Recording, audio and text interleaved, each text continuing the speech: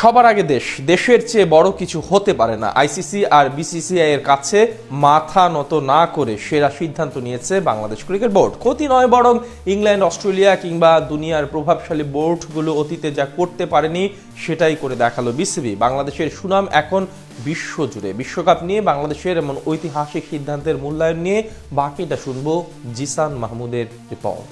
বাঙালি জাতি কখনো হার মানতে জানে না, অন্যায় কিংবা অবিচার কখনো প্রশ্রয় দিতে চায় না। গোলামির দিন শেষ, আজাদিতে বিশ্বাসী বাংলাদেশ, যার আরো এক উদাহরণ দেখা গেল আজ বিশ্বকাপ নিয়ে সিদ্ধান্তের মাধ্যমে। আইসিসি এবং বিসিসিআই এক মায়ের পেটের ভাইয়ের মতো যেভাবে বিসিবির বিপক্ষে চাল চেলেছিল তা শক্ত হাতে প্রতিহত করে বুঝিয়ে দিল সবার আগে দেশ এবং আত্মমর্যাদা, তারপর বাকি সব। আইসিসি এবং বিসিসিআই এর মধুর প্রেমের গল্প সবারই জানা। গেল এক যুগ ধরে তাদের নিয়ে বহু বিতর্ক সৃষ্টি হয়েছে। ভারতীয় ক্রিকেট বোর্ডকে যে অধিক সুবিধা দেয় আইসিসি এবং তাদের কথা শুনে চলে তারা, সেটাও নতুন কিছু না। কিন্তু তাদের বিপক্ষে আজ পর্যন্ত কেউ কোনো কথা বলতে পারেনি। ইংল্যান্ড, অস্ট্রেলিয়া কিংবা নিউজিল্যান্ডের মতো প্রভাবশালী বোর্ডগুলো সারা জীবন থেকেছে নিশ্চুপ, নীরবে আইসিসির এই অবিচার সহ্য করে গেছে তারা। আর এরা যেই সাহস দেখাতে পারেনি সেটাই করে দেখালো বিসিবি। আইসিসির দীর্ঘদিন ধরে চলা একপাক্ষিক সিদ্ধান্তের বিপক্ষে গিয়ে প্রথমবার সাহসীভাবে আওয়াজ তুলল আমিনুল ইসলাম বুলবুল, যেই পদক্ষেপের জন্য এখন তিনি রীতিমতো বিশ্বমহলে প্রশংসিত। আইপিএলে দল পাওয়ার পরেও খেলতে দেওয়া হবে না মোস্তাফিজুর রহমানকে। অনেকটা অপেশাদারের মতো আচরণ করে ফিজকে বাদ দেওয়া হয় কলকাতা নাইট রাইডার্সের স্কোয়াড থেকে, যেটা শুধু ফিজের প্রতি না বরং পুরো বাংলাদেশকে অসম্মান করা।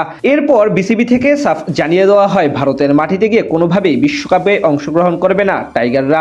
সেই ঘটনার রেস ধরে পুরো নড়ে চড়ে বসে আইসিসি, কিন্তু গতকাল বিসিবিকে একদিনের আলটিমেটাম দেওয়া হয়, সেখানেও মাথা নত করেনি বাংলাদেশ। নিজেদের সম্মান এবং আত্মমর্যাদা নিয়ে কোনো প্রকার আপোষ করবে না বিসিবি এবং বাংলাদেশ সরকার, এটাই জানিয়ে দেওয়া হয়েছে আজ। অর্থাৎ ভারতের মাটিতে যাচ্ছে না টিম টাইগার্স। এটাই তো আমাদের জাতির নৈতিক শিক্ষা। আজ পর্যন্ত আমরা কখনোই অন্যায় কিংবা আধিপত্যের বিপক্ষে মাথা নত করিনি, এবারও করা যাবে না। দিন শেষে ক্রিকেটের আগে দেশের সম্মান এবং ক্রিকেটারদের নিরাপত্তা। যেখানে দিনের পর দিন আইসিসি বিসিসিআই এর গোলামি করে এসেছে, সেটার বিপক্ষে সোচ্চার হয়ে বুঝিয়ে দিল বাংলাদেশ কাউকে পড়ুয়া করে না। ইংল্যান্ড, অস্ট্রেলিয়ার মতো আমরা মেরুদণ্ডহীন না।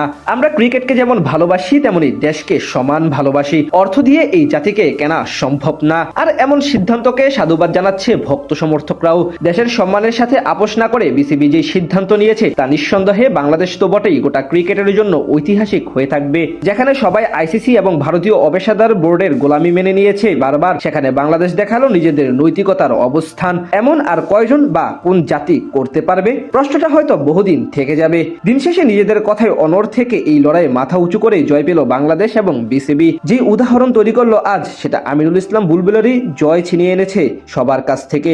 এটাই করা উচিত ছিল।